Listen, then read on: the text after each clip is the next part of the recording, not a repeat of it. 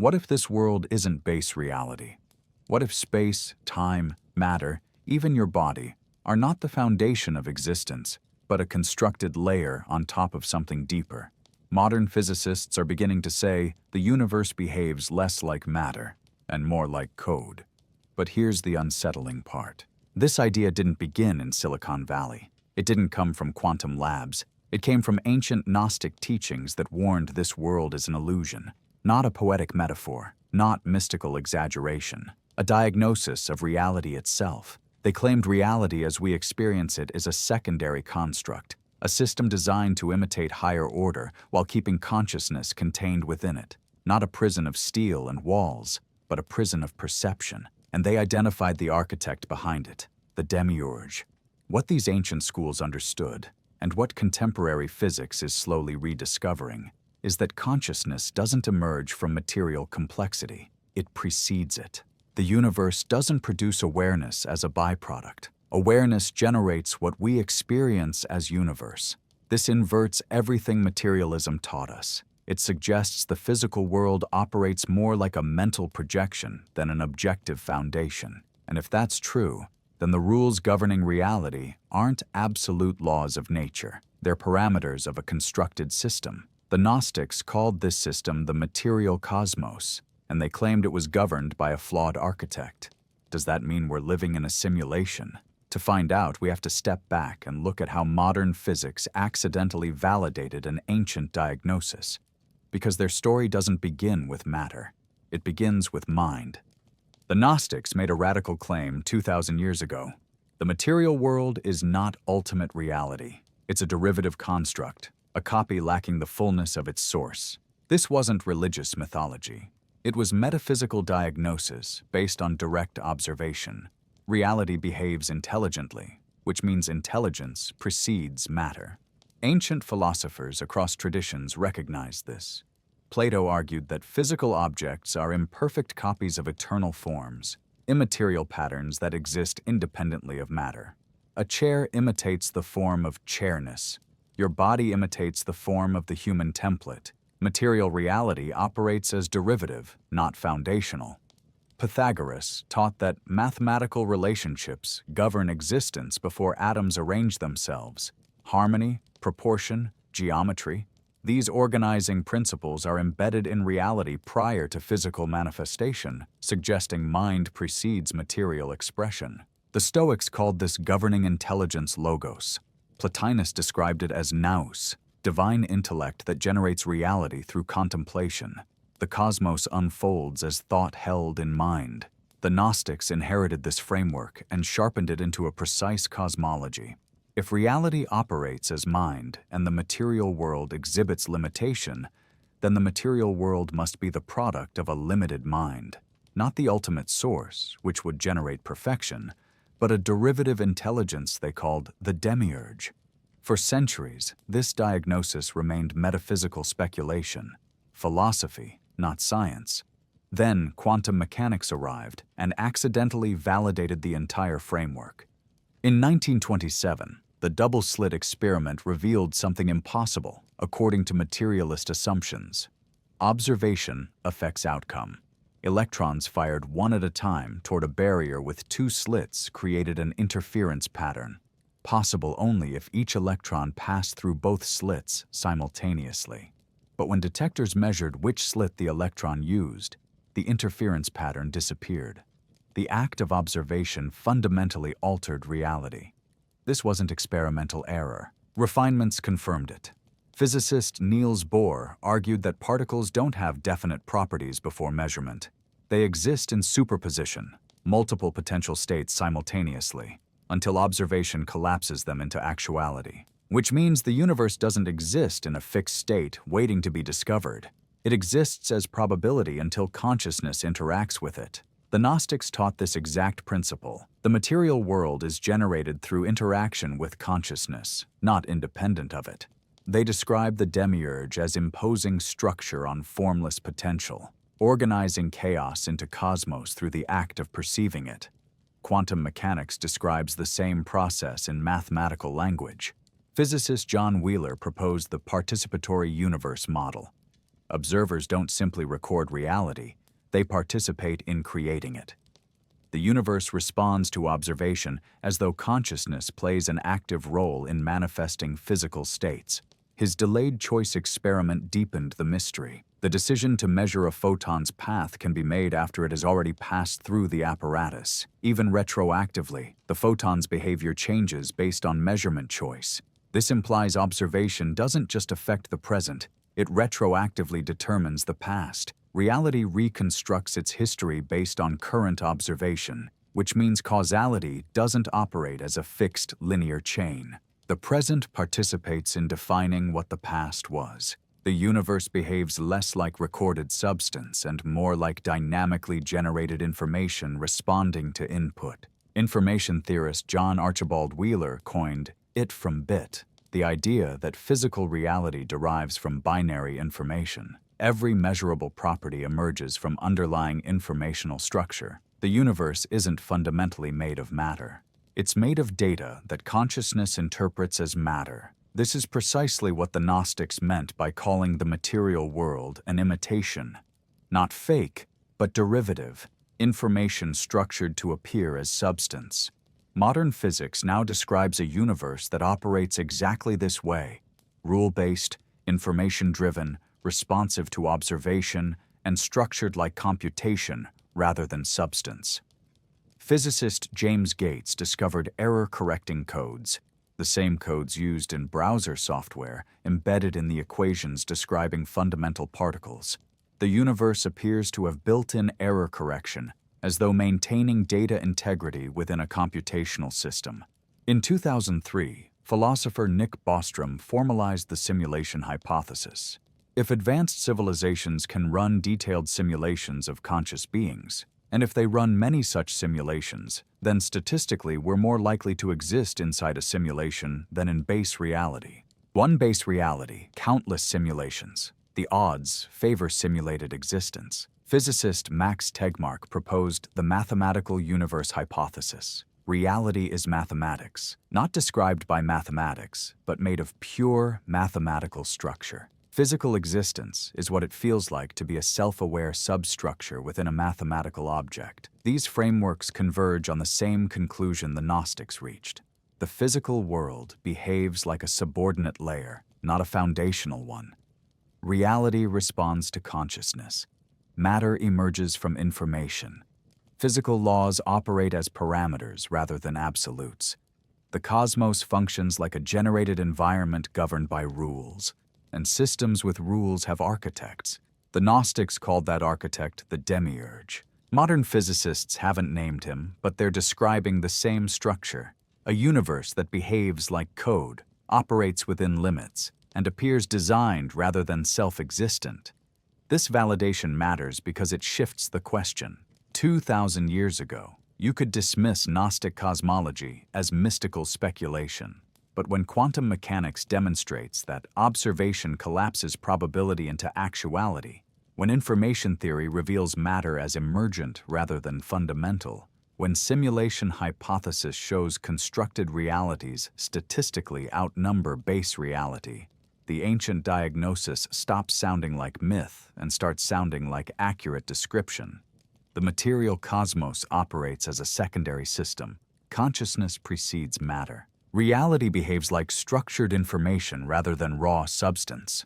Which brings us back to the question the Gnostics asked. If this world operates like a constructed system, who benefits from consciousness remaining unaware of that fact? And why does existence within this system feel fundamentally insufficient, as though something essential is missing? There's a persistent intuition shared across cultures, eras, and temperaments. Something about this world doesn't align with what existence should be. Not a specific grievance, not a complaint about personal circumstances. A deeper sense that reality itself operates in a way that feels fundamentally misaligned. The ancient Gnostics described this feeling as moria, the ignorance inherent in material existence. Not intellectual ignorance, but ontological ignorance. The condition of being embedded in a system that conceals its own nature. Consider entropy. The second law of thermodynamics states that closed systems inevitably move toward disorder. Energy disperses. structure degrades, complexity breaks down. This isn't a design flaw engineers can fix. It's woven into the fabric of physical law. Nothing lasts. Everything decays. Stars burn out. Mountains erode. Organisms age. Even information stored in the most stable mediums eventually corrupts. The universe operates under a principle of inevitable dissolution. Why? If the cosmos emerged from a perfect eternal source, why would entropy exist? Why would the fundamental trajectory be toward breakdown rather than maintenance? An expression of divine perfection shouldn't require constant energy input merely to avoid collapse, but a constructed system would. Simulations require maintenance. Generated environments need energy to sustain coherence. Without continuous processing, the system degrades. This is precisely what entropy describes. A universe that can't sustain itself without ongoing input, as though it's running on limited resources. Then there's suffering. Not just human suffering, though that's pronounced enough. The entire biological order operates through consumption, predation, and death. Organisms survive by destroying other organisms. Ecosystems function through violence.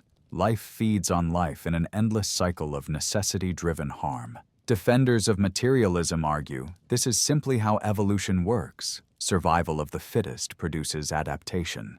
But that explanation describes mechanism, not justification. Why would a perfect source design a system where existence requires suffering? The Gnostic answer: it didn't. A perfect source would emanate perfection. What we observe instead is a world operating under constraint, a system where limitation, scarcity, and competition are fundamental features. This suggests the material cosmos is a copy, not an original. Copies always degrade relative to their source. A photocopy of a document loses detail. A recording of a symphony loses presence. A painting of a landscape lacks the depth of the landscape itself. Every reproduction introduces distance from the original. The physical universe exhibits this same relationship to whatever lies beyond it. It operates as a representation rather than a foundation, a structured imitation that functions but lacks the completeness of its source. Plato used the analogy of shadows on a cave wall. Prisoners chained since birth see only shadows cast by objects behind them. They mistake shadows for reality because they've never seen the objects themselves. The shadows aren't false. They're cast by real objects, but they're incomplete, flat, derivative. The material world operates similarly. It's not an illusion in the sense of being unreal. It's an illusion in the sense of being incomplete, a shadow of something more fundamental. This explains the psychological experience of alienation that mystics, philosophers, and poets have described for millennia. The feeling that this isn't home. The intuition that existence should be more than survival, consumption, and decay. The Gnostics called this feeling agnoia, the soul's dim recognition that it doesn't originate from this system. You experience it when beauty suddenly overwhelms you, revealing something that transcends utility. When meaning breaks through the mechanical routine. When love operates beyond evolutionary advantage. These moments feel like contact with something beyond the system, a signal from outside the noise. But the feeling fades. The system reasserts itself. Bills, obligations, survival concerns. The gravitational pull of material necessity drags consciousness back into operational mode. This isn't accidental. A system that perfectly mimics ultimate reality would trap consciousness more effectively than one that reveals its own seams. The cosmos functions well enough to appear self-sufficient while remaining fundamentally insufficient. It satisfies immediate needs, food, shelter, reproduction, while leaving deeper longings perpetually unmet. You can achieve every material goal and still feel the absence of something essential, because material achievement operates within the system. It doesn't transcend the system. The Gnostics diagnosed this as the core problem. The cosmos is designed to feel complete while remaining existentially incomplete. It provides enough coherence to keep consciousness engaged while withholding the fulfillment that would liberate consciousness from dependence on the system. This is why spiritual traditions across cultures emphasize detachment, transcendence, and awakening. They recognized that this world functions as a kind of trap, not through overt coercion, but through the appearance of self-sufficiency. You're born into the system. You're taught its rules. You're rewarded for compliance and punished for deviation. The system defines normal, acceptable, real, and anything outside those parameters is dismissed as fantasy, delusion, or irrelevance. But the persistent intuition remains. Something about this world is off. Not wrong in a moral sense. Off in an ontological sense. It operates like a well-designed game where the rules are consistent and the environment is immersive. But it's still a game. And somewhere beneath conscious awareness, you recognize the difference between playing in a game and existing in base reality. The Gnostics didn't just acknowledge this feeling. They systematized it into a metaphysics. They argued that this world is precisely what you'd expect from a derivative intelligence attempting to construct reality without access to the ultimate source. And they identified that intelligence by name, the Demiurge. Gnosticism wasn't a single religion. It was a collection of schools and traditions that emerged across the Mediterranean world during the first few centuries of the Common Era, sharing a core insight: this world is not ultimate reality. The term Gnostic derives from gnosis, Greek for knowledge, but not knowledge in the conventional sense of accumulated information or learned doctrine. Gnosis refers to direct experiential awareness of one's true nature and origin, a recognition that consciousness doesn't belong to the material system it finds itself within. The Gnostic diagnosis began with a distinction that inverts conventional cosmology. Most religious traditions teach that the physical universe is the creation of the supreme God. The cosmos reflects divine will. Nature expresses divine wisdom. The material world, however flawed by human failings, remains fundamentally good because it originates from a good creator. Gnosticism rejected this entirely. The Gnostics distinguished between two realms, the pleroma and the kenoma. The pleroma is the fullness, the realm of the true God, the ultimate source, sometimes called the monad. The pleroma is perfect, eternal, immaterial, and infinite. It's the foundation of existence, the ground of being, the unconditioned reality from which all consciousness originates. The kenoma, by contrast, is the emptiness, the material cosmos governed by the Demiurge. It's structured, rule-bound, finite, and incomplete. The kenoma imitates the pleroma, but lacks its essence. It functions as a derivative system, operating within limitations imposed by its architect. This world, the physical universe of matter, time, and entropy, is the kenoma, and the Demiurge is its builder. The Gnostic texts describe the material cosmos as a prison, but not in a literal sense. The bars aren't physical. The prison is perceptual. Consciousness is trapped by identifying with the material body, the conditioned mind, and the role assigned within the system. The cosmos doesn't lock you in.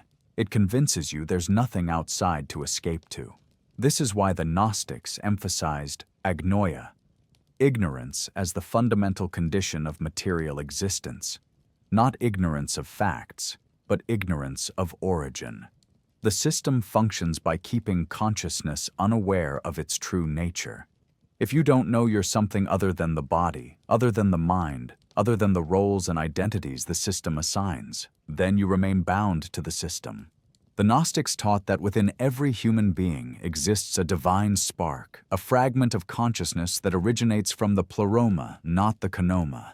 This spark is your true identity. It doesn't belong to the Demiurge. It doesn't originate from matter. It's a piece of the monad, the true source embedded within the material system, like source code hidden in a derivative program. But the system is designed, whether intentionally or through structural necessity, to obscure this spark.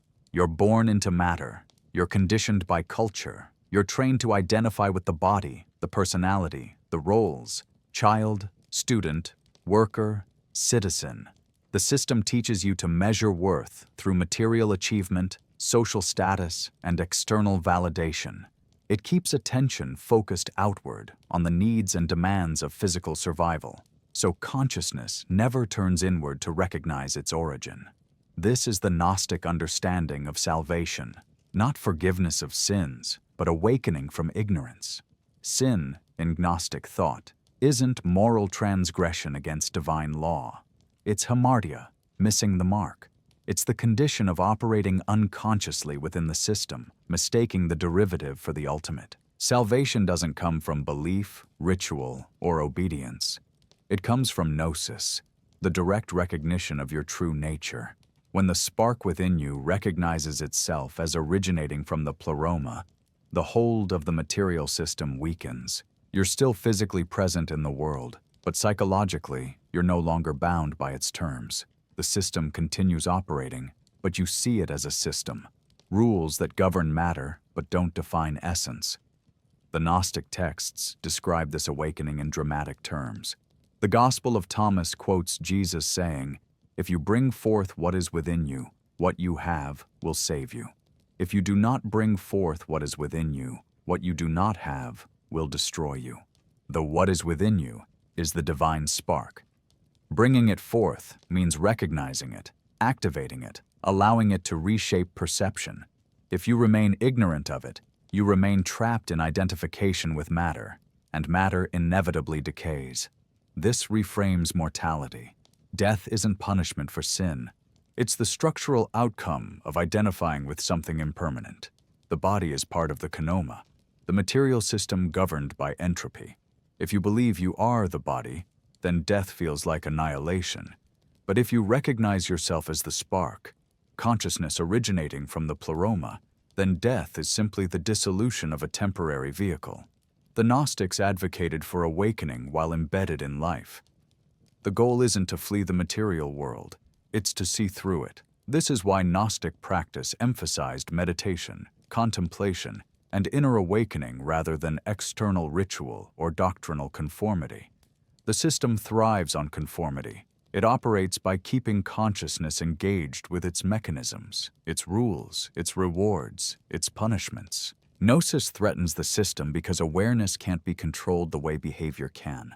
You can force compliance, but you can't force unconsciousness once someone has awakened. The Gnostics understood something modern psychology is rediscovering. Perception shapes reality. Not in a mystical manifestation sense, but in a cognitive sense. How you perceive the world determines how you relate to it. If you perceive the material cosmos as ultimate, you remain bound by its terms. If you perceive it as derivative, a constructed layer operating within constraints, you gain the distance necessary to function within it without being defined by it. And that recognition begins with understanding the architect and the illusion he created. The Demiurge isn't a devil figure lurking in shadows, plotting moral corruption. He isn't Satan rebelling against divine authority, and he isn't the ultimate God testing humanity through suffering. He's something more unsettling, a derivative intelligence with the power to construct reality, but without the wisdom to understand what reality is. The Gnostic texts describe the Demiurge as Archon, ruler, but his rule operates through structure, not through conscious tyranny. He doesn't govern the cosmos the way a dictator governs a nation. He governs it the way physics governs matter, through fixed laws, predictable patterns, and enforced consistency. The Demiurge is less a person and more a principle, the organizing force that imposes order on chaos without comprehending the source from which order itself derives. In the Apocryphon of John, when the Demiurge declares, "I am God and there is no other God beside me," a voice responds from above, "You are mistaken, Samael," which means blind God. The blindness isn't moral, it's ontological. The Demiurge can't perceive the pleroma because he exists entirely within the kenoma, the material system he created. This is his fundamental limitation. Power doesn't equal wisdom. Authority doesn't equal truth. The Demiurge possesses the capacity to organize matter, establish laws, and create structure. But he lacks access to the ultimate source that would allow those structures to reflect perfection. So what he builds is functional but flawed. A cosmos that operates according to rules without understanding why those rules should exist. The material world exhibits this precisely. Physical laws govern with absolute consistency. gravity functions identically everywhere. Electromagnetic forces follow predictable equations. Quantum fields behave according to probability distributions. The universe operates like a well-designed system, stable, coherent, repeatable. But why these specific laws and not others? Physics can describe how gravity works. Mathematics can model quantum mechanics. The laws themselves remain brute facts. They are what they are. This is characteristic of rule-based systems. The rules are fixed, but their purpose remains opaque. A game has rules that govern play, but those rules don't explain why the game exists. A program executes code that determines output, but the code doesn't contain its own justification. Systems operate mechanically. They do what they're designed to do without needing to understand why. The material cosmos functions identically. It processes. It computes. It maintains coherence through the enforcement of physical law. But the laws themselves are arbitrary in the sense that they could have been otherwise. There's no metaphysical necessity to this particular configuration of forces and constants, which suggests the cosmos was constructed rather than emanated. Emanation implies necessity. If the material universe directly emanated from the pleroma, it would reflect the same perfection, the same infinite creativity, the same unconditioned freedom. But it doesn't. It reflects constraint, limitation, and entropy, characteristics of a system operating within boundaries. This is where the Demiurge becomes comprehensible. He's the intelligence that designed the boundaries, not out of malice, but out of ignorance. He built a world that functions according to structure because structure is all he understands. He can organize, but he can't create in the true sense, generating something genuinely novel from infinite potential. Instead, he rearranges, he combines, he imposes form on pre-existing material. The Gnostic texts describe him as a craftsman, a tekton, not a true creator. He works with what's available within his limited awareness, producing a cosmos that imitates the pleroma without accessing its essence.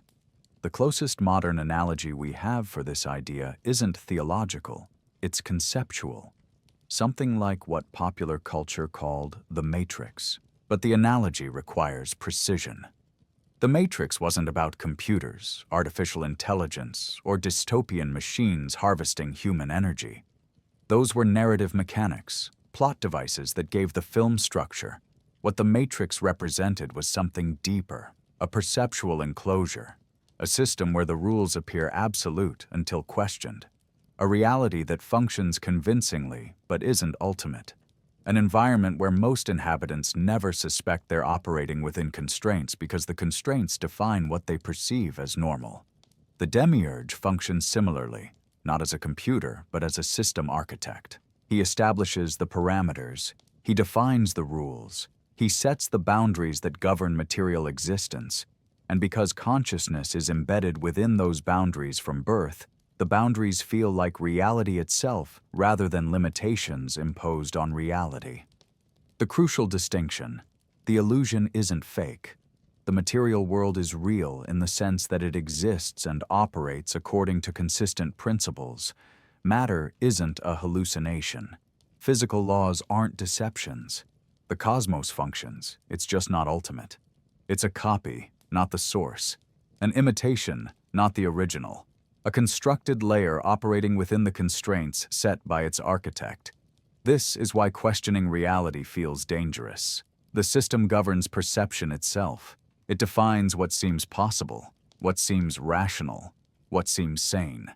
To question the system is to question the foundation of your own identity, because your identity was formed within the system, according to the system's terms. Who are you?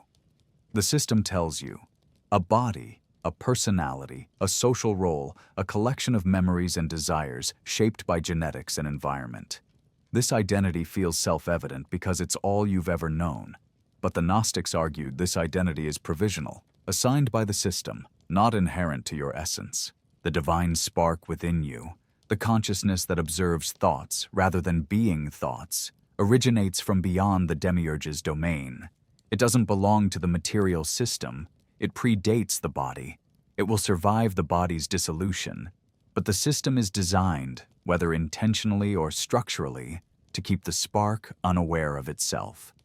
This is why conformity feels safe, why deviation feels threatening, why most people never attempt to look beyond the given framework of material existence. The system rewards compliance and punishes exploration, not through overt coercion, but through the psychological weight of consensus reality. Everyone around you agrees on what's real. Institutions validate it. Science measures it. Culture reinforces it. To stand outside that consensus, to suggest the material world is derivative rather than ultimate, marks you as eccentric at best, delusional at worst. But here's the hidden flaw in the system. Conscious awareness can observe the system, and the moment you see the rules, you are no longer fully governed by them. The Demiurge can regulate matter. He can establish physical laws. He can structure the environment that consciousness finds itself within. But he cannot generate true consciousness. He cannot create the spark, because the spark originates from the pleroma, the realm beyond his awareness and outside his jurisdiction. And this is where the system breaks down, because something exists inside this world that doesn't fully belong to it. That something is you. The Demiurge doesn't maintain the system alone.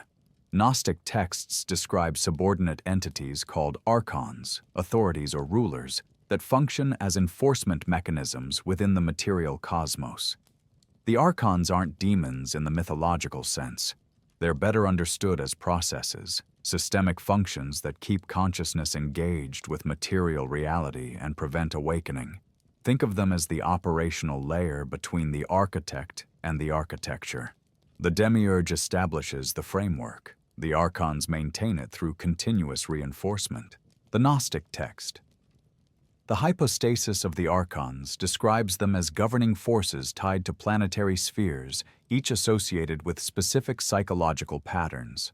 But the cosmology matters less than the function.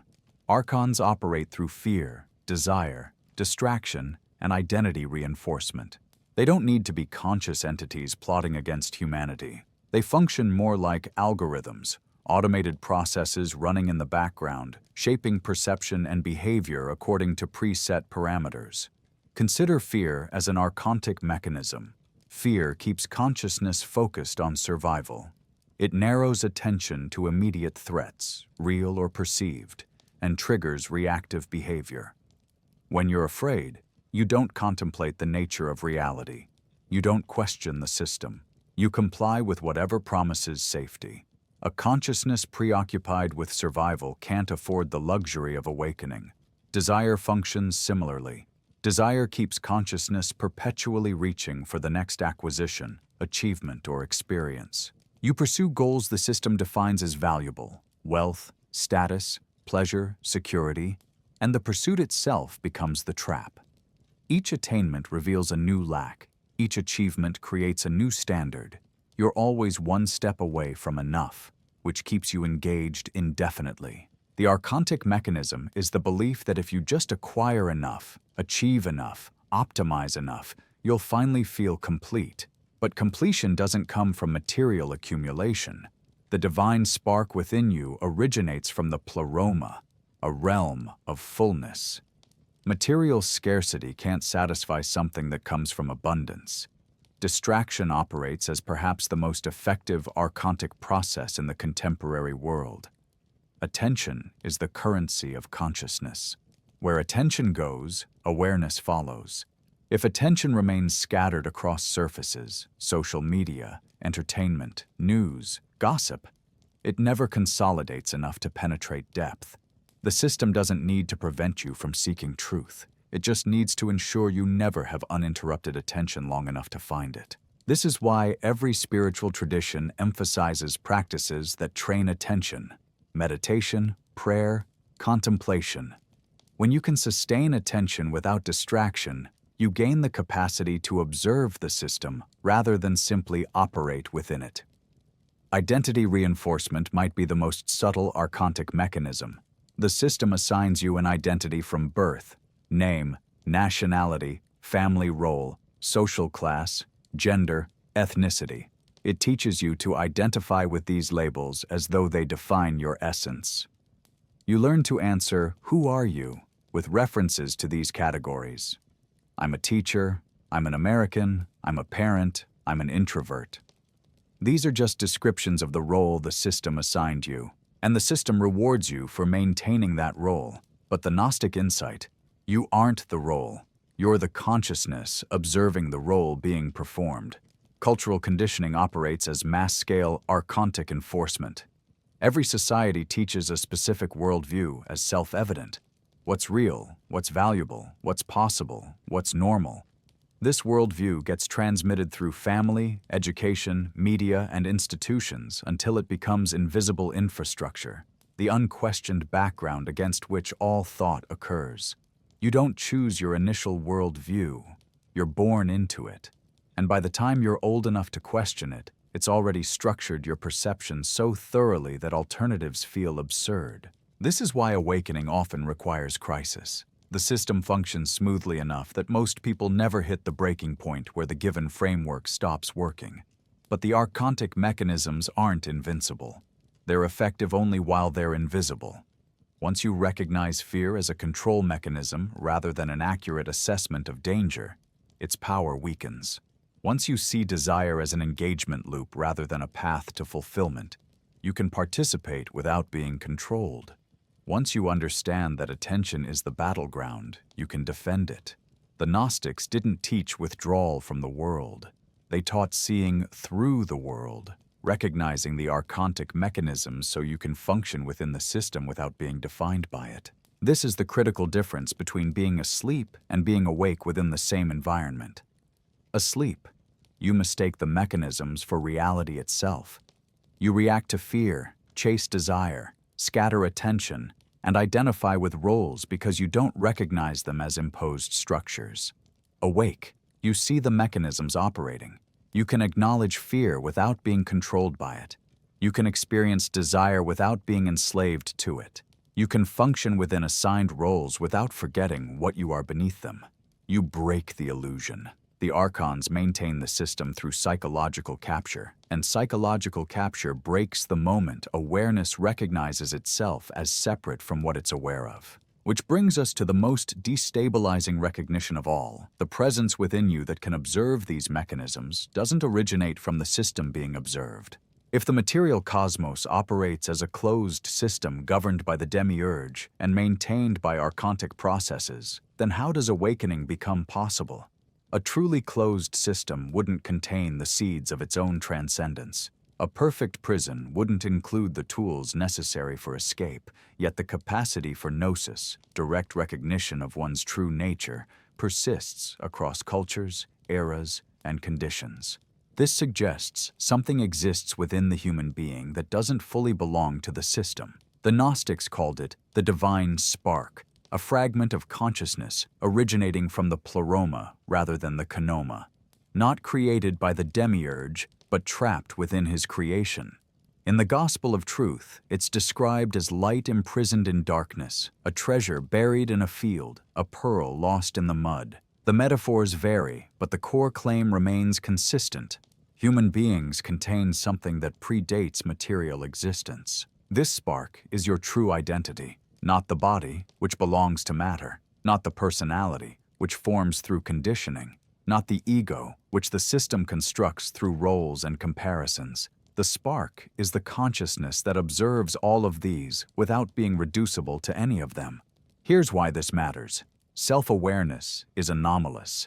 Most biological systems operate through stimulus and response. Input triggers output according to programmed parameters. Even sophisticated organisms, capable of learning, memory, and complex behavior, function as highly organized machines processing information. But human consciousness exhibits something different: meta-awareness. You don't just think, you know you're thinking. You observe the stream of thoughts without being identical to any single thought. You can watch emotions arise and subside without being consumed by them. You can examine your own beliefs, question your own motives, and recognize patterns in your own behavior. This capacity for self-observation creates a strange loop. The system has produced something that can step outside the system's framework and examine it from a distance. From a materialist perspective, this is paradoxical. How does matter become aware of itself? How does a configuration of atoms generate the capacity to contemplate the nature of atoms? The standard explanation, that consciousness emerges from neural complexity, describes correlation, not causation. Complex brains correlate with sophisticated awareness, but correlation doesn't explain the ontological leap from processing information to knowing you're processing information. The Gnostic model offers a different explanation. Consciousness doesn't emerge from matter. It's embedded in matter. The spark exists prior to the body and will persist after the body's dissolution. Material complexity doesn't generate awareness. It provides a vehicle through which pre-existing awareness can interact with the material system. This inverts the entire framework. You're not a body that developed consciousness. You're consciousness temporarily operating through a body. The body is the interface, not the origin. And this changes everything. If consciousness originates from beyond the material system, then the system's rules, while binding on the body, aren't binding on essence. Death dissolves the body, but the spark returns to its source. Suffering affects the material vehicle, but the awareness observing suffering remains distinct from what it observes. This is why awakening feels like remembering rather than learning. You're not discovering something new. You're recognizing what you've always been beneath the accumulated layers of conditioning, identity, and survival programming. The spark doesn't need to be created. It needs to be uncovered. But here's where the human anomaly becomes threatening to the system: free will. Most material processes follow determined patterns. Particles obey physical laws. Chemical reactions proceed according to thermodynamic principles. Biological organisms respond to stimuli through evolved mechanisms. But human consciousness exhibits choice. Not unlimited choice. The body has constraints, circumstances impose limitations, conditioning creates tendencies. But within those constraints, genuine alternatives exist. You can act against self-interest. You can resist conditioning. You can choose meaning over survival, truth over comfort, awakening over security. This capacity shouldn't exist in a purely material system. If consciousness were entirely the product of neural mechanics, then choice would be illusory. Every decision would reduce to electrochemical processes following determined patterns. Yet the experience of choice persists. And more importantly, the capacity to act on recognition persists. When you see through a pattern, you can refuse to repeat it. When you recognize a mechanism, you can disengage from it. This is what terrifies the archontic processes. Consciousness that recognizes itself can't be fully controlled. You can manipulate behavior through reward and punishment. You can shape preferences through conditioning. You can influence decisions through environmental pressure. But you can't force unconsciousness on someone who has awakened. Once you see the system as a system, you function differently within it because the psychological mechanisms that maintain the system, fear, desire, distraction, identity, lose their automatic authority. Fear still arises, but you recognize it as a signal rather than a truth. Desire still occurs, but you see it as a mechanism rather than a path to completion. The assigned identity still exists, but you know it's a role rather than your essence. This doesn't remove you from the world. It changes your relationship to the world. The body still requires food, shelter, and rest. Social obligations continue. Material constraints remain. But the existential weight shifts. You're playing the game while knowing it's a game, and that knowledge prevents the game from becoming your entire reality.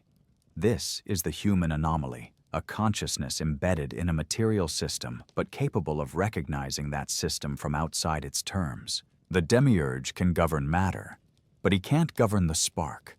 The Archons can influence behavior, but they can't control essence.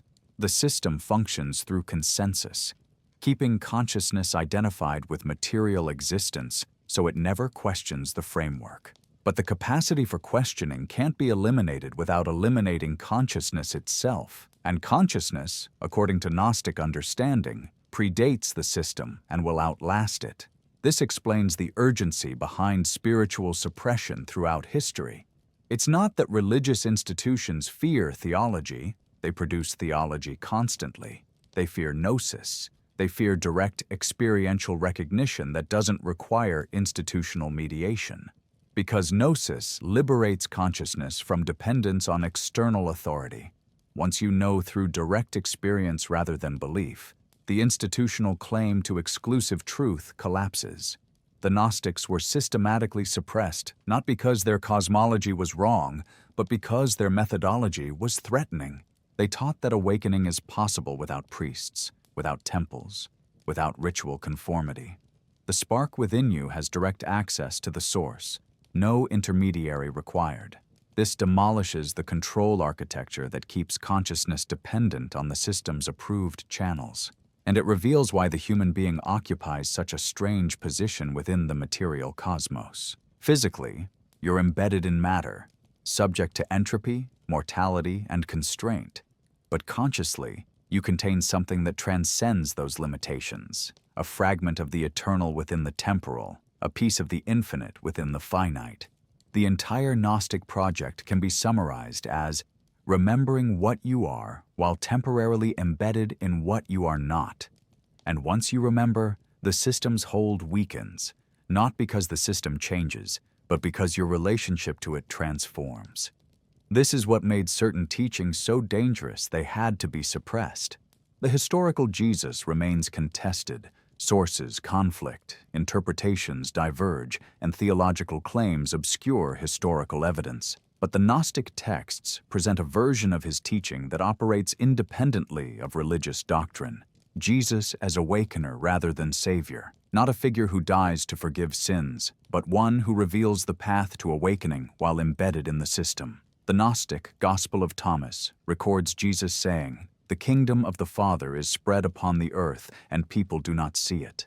Not a future reward in heaven, not a physical location requiring pilgrimage. The kingdom exists here, now, but perception must shift to recognize it. This reframes the entire spiritual project.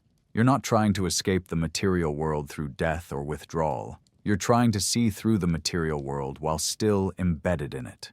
Awakening doesn't transport you to another realm. It reveals the deeper nature of this realm. Jesus, in the Gnostic interpretation, taught that the kingdom within means the pleroma is accessible through interior recognition, not external achievement. The divine spark within you is already connected to the source. You don't need to earn access through moral perfection or ritual compliance. You need to remember what you are beneath the conditioning the system imposed. This is why Jesus' teaching emphasized direct experience over institutional authority. If your leaders say to you, "Look, the kingdom is in the sky," then the birds will precede you. If they say, "It is in the sea," then the fish will precede you. Rather, the kingdom is inside you and outside you. When you know yourselves, then you will be known. The kingdom isn't a location. It's a state of recognition. When consciousness recognizes its origin in the pleroma rather than the kenoma, the nature of reality shifts, not objectively, but subjectively. The existential weight of material existence lifts because you no longer mistake it for ultimate reality. This is gnosis, experiential knowledge that transforms perception. The Gospel of Philip states, "Ignorance is a slave. Knowledge is freedom." The slavery isn't physical bondage. It's psychological identification with the material system. Knowledge isn't intellectual accumulation. It's direct recognition of your true nature. Jesus' resurrection, in the Gnostic reading, becomes metaphor for this awakening. The historical question of whether the physical body rose from the tomb matters less than the metaphysical claim. Consciousness transcends material dissolution. The body belongs to the Demiurge's domain, subject to entropy, decay, and death. But the spark within you originates from beyond that domain. It can't be destroyed by the system's rules because it doesn't derive its existence from the system. Resurrection represents awakening to this truth while still embodied. You're alive within the system, but no longer defined by it. The material world continues. You eat, sleep, interact, participate. But the locus of identity shifts from the temporary vehicle to the eternal awareness operating through it. This is why the Gnostic texts emphasize that Jesus came to teach, not to sacrifice. The sacrificial atonement model, Jesus dies to pay the debt of sin, operates within the Demiurge's framework. It accepts the premise that humanity owes something to a creator God, that sin creates debt, that blood sacrifice settles accounts. This is transactional theology embedded in material logic. The Gnostic model rejects the premise entirely. There's no debt because the Demiurge isn't the ultimate God. There's no sin in the moral sense, only ignorance of one's true nature. And there's no need for sacrifice because awakening doesn't require external payment. It requires internal recognition. Jesus' teaching, in this interpretation, was a revelation of the system's nature and a methodology for transcending identification with it. I am the light that is over all things. I am all. From me, all came forth, and to me, all attained. Split a piece of wood. I am there. Lift up the stone, and you will find me there. This is a description of the Pleroma's presence within all things, including within you. The divine light isn't exclusive to Jesus. It's the spark present in every human being, obscured by ignorance and identification with matter. Jesus' role was to demonstrate that awakening is possible while embodied, that you don't need to wait for death to transcend the system, that the kingdom, the recognition of ultimate reality, is accessible now through gnosis. This made him extremely dangerous to institutional religion. The Gnostic Christians were systematically suppressed by the Orthodox Church precisely because they taught that awakening doesn't require institutional mediation. No priests necessary, no rituals mandatory, no doctrine binding. The spark within you has direct access to the source. This demolishes religious hierarchy. The Church can't claim to be the exclusive mediator between humanity and God if God, or rather the monad, is already present within each person. So the Gnostic texts were burned, the teachers were executed, the framework was declared heresy, and Christianity became precisely what Jesus, according to the Gnostics, opposed: an institutional system claiming exclusive authority over salvation. But the core teaching survived in fragments, preserved by those who recognized its value. It appears across mystical traditions under different names: Buddha nature in Buddhism, Atman in Hinduism, the true self in Sufism. The vocabulary changes, but the core claim remains. Consciousness within you originates from beyond the material system, and recognizing this transforms your relationship to existence. Jesus, in the Gnostic interpretation, was a human being who fully awakened to this truth and taught others the method, not through worship or belief, but through direct practice. The Gospel of Thomas emphasizes this repeatedly. Whoever drinks from my mouth will become like me. I myself shall become that person, and the hidden things will be revealed to them. This isn't about transferring power from master to student. It's about recognizing that what appears in Jesus as fully awakened consciousness exists latently within every human being. The teaching reveals what's already present, but obscured. This is the hack mentioned in the chapter title. Jesus demonstrated how to awaken inside the simulation without being bound by its rules. This doesn't remove you from participation in the world. Jesus ate, traveled, engaged with people, navigated social structures, but he functioned from awakened awareness rather than unconscious identification. And the Gnostic texts suggest this capacity exists within every human being, not as potential to be developed, but as essence to be remembered, not through escape, but through awakening. Gnosis isn't belief. It's not accepting a set of doctrines about cosmology, the demiurge, or the nature of matter. It's direct experiential recognition, seeing through the system while still embedded in it. This distinction matters because most spiritual traditions degenerate into belief systems. They start with direct experience. Someone awakens, recognizes ultimate reality, attempts to communicate what they've seen, but the communication becomes doctrine. The doctrine becomes institution, and the institution replaces experience with compliance. The Gnostics emphasize that awakening can't be transmitted through belief. You can believe the material world is derivative. That doesn't awaken you. You can believe you contain a divine spark. That doesn't activate it. Belief operates within the mind, and the mind is part of the system's conditioning apparatus. Gnosis operates at a deeper level. It's the spark recognizing itself. This happens through a shift in the locus of identity. Normally, you identify as the content of awareness, thoughts, emotions, sensations, memories, desires. You say, I am angry, rather than anger is present. You say, I am thinking, rather than thoughts are occurring. This linguistic habit reflects deeper identification. You mistake the contents of consciousness for consciousness itself. But pay attention to direct experience. Thoughts arise without you choosing them. Emotions emerge without you summoning them. Sensations appear without your permission. If these things arise automatically, then what are you? You're the awareness in which they arise, the space where experience occurs, the consciousness that observes thoughts without being thoughts. This recognition, simple, direct, available right now, is the beginning of Gnosis.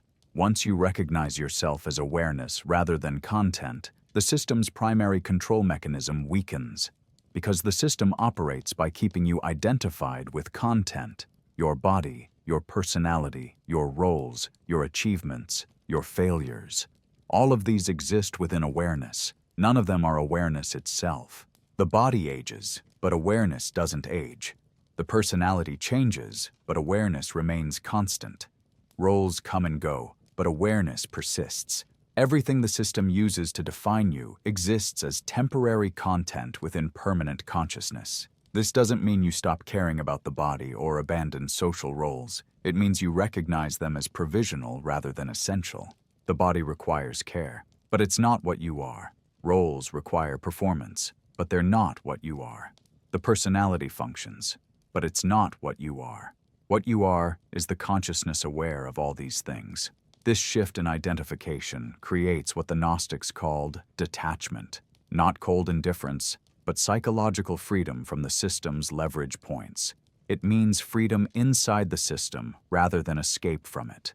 And this is what the Gnostics meant by being in the world but not of it. You participate in material existence without being existentially bound to it. It doesn't grant supernatural abilities. It doesn't remove ordinary human struggles. It simply means you've seen through the illusion without needing the illusion to disappear. And this, according to the Gnostics, is the only escape that matters. Not physical departure from the world, but psychological liberation within it. Not transcendence through death, but awakening through recognition. Which brings us to the final question. If this world is derivative, if consciousness originates elsewhere, if awakening reveals the system's constructed nature, then what lies beyond the system? What is the source the Gnostics called the pleroma? We've examined the evidence suggesting reality operates like a constructed system. Quantum mechanics demonstrates that observation affects outcome.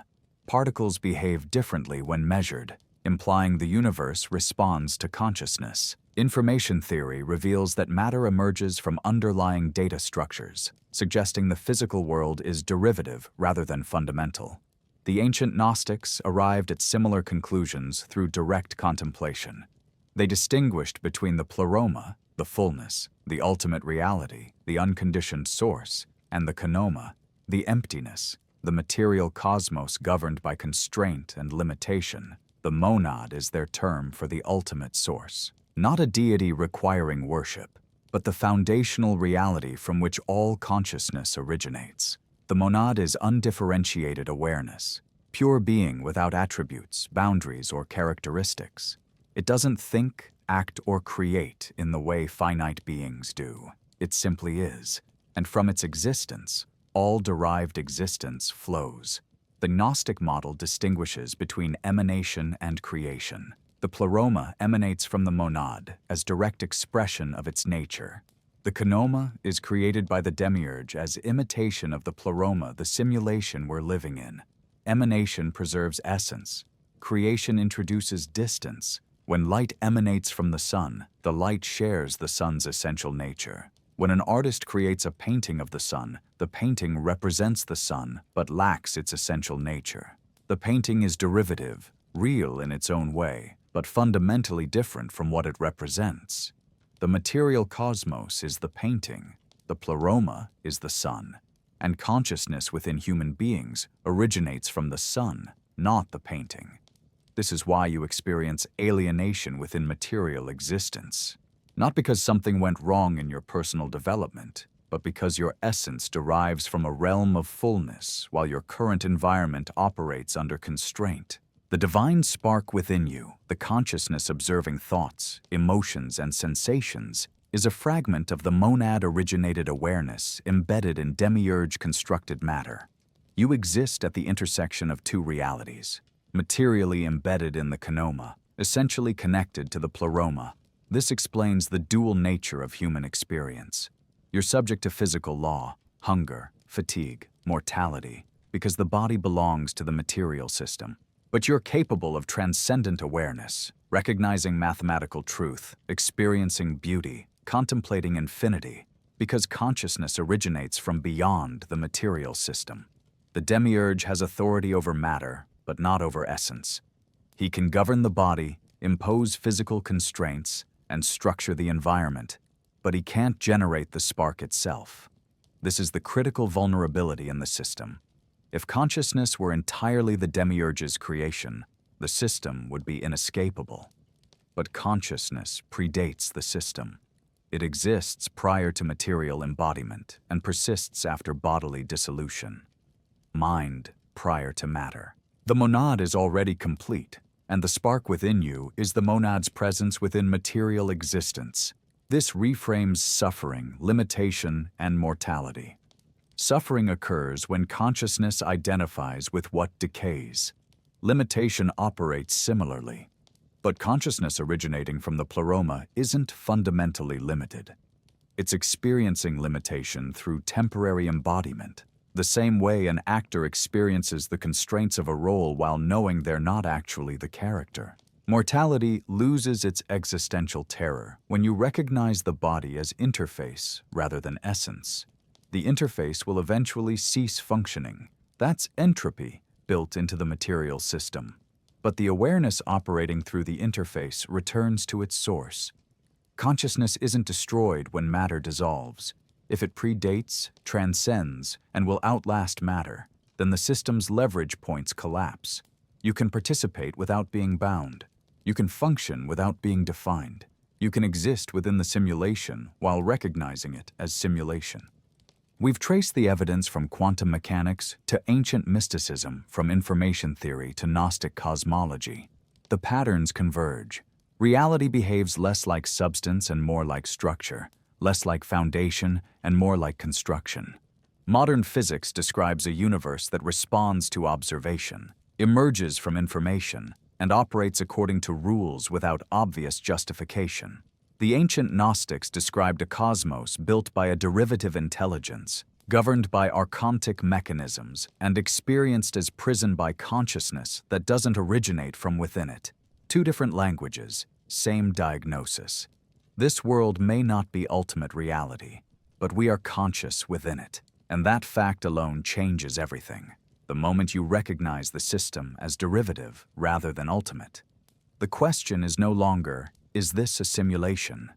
But what part of me exists beyond it? The answer the Gnostics offered, the part of you asking the question, the divine spark. This spark is your true identity, not the body which belongs to the demiurge's domain, not the personality which forms through conditioning, not the role which the system assigns. The consciousness that observes these things without being reducible to any of them. If reality behaves like mind, if consciousness precedes matter, then the final mystery isn't the simulation, it's the source behind it. And that brings us back to the monad, the unconditioned reality from which all consciousness originates, including yours. But that's a question for another investigation. If something here sparked recognition, share it with someone still searching. Leave your thoughts below. I read every comment. And if you're new here, subscribe. There's more to uncover. Until next time, keep questioning.